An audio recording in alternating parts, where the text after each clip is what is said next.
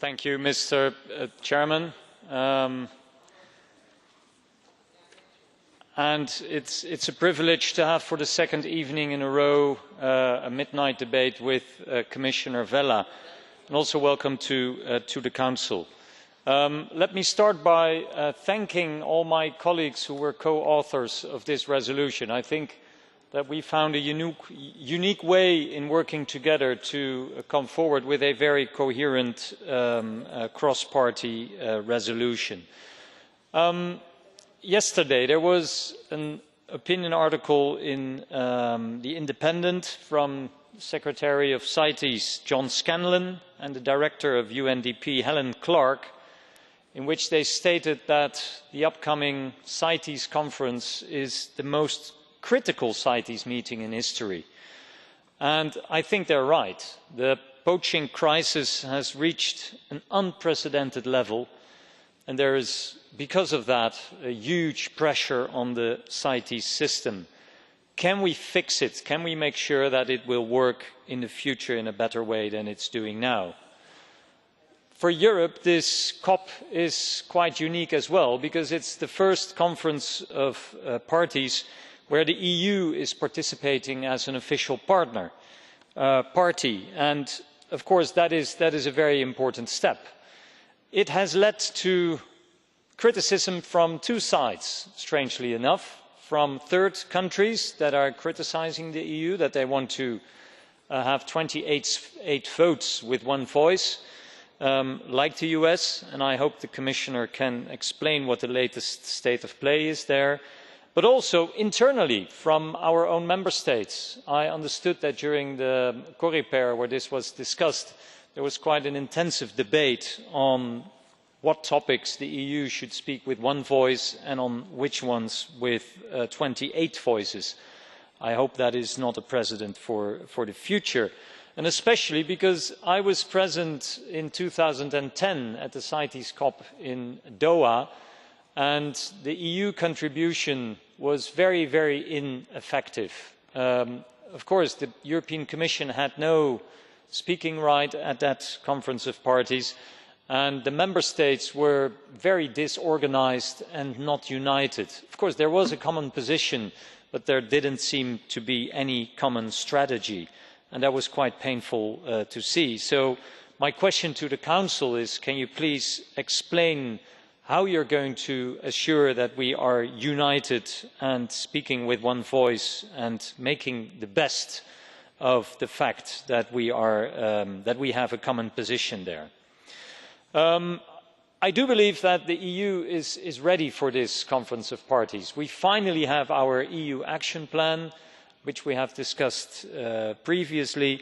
Parliament is now working on its reaction to that. So I'm looking forward to a strong European position.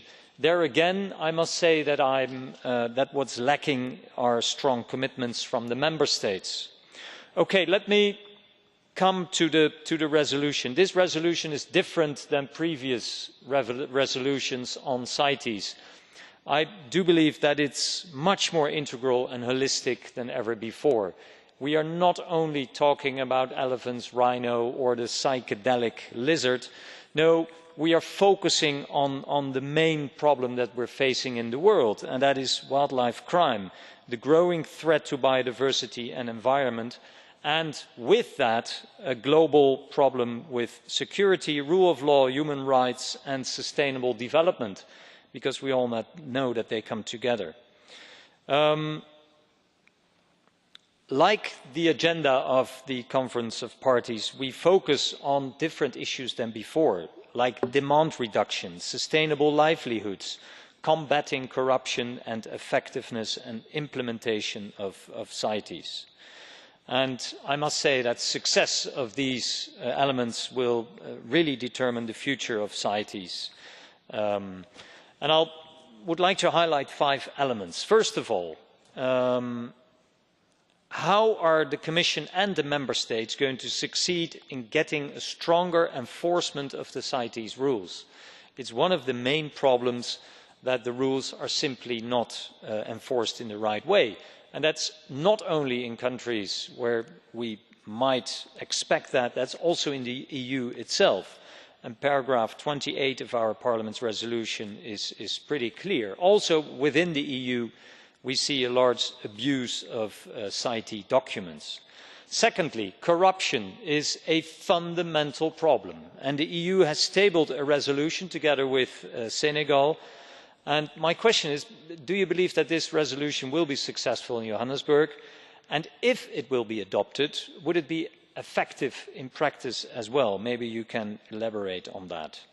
Thirdly, demand reduction. And we see several proposals on the table. And please tell us what is the latest state of play and how we can assist in reducing demand in many countries.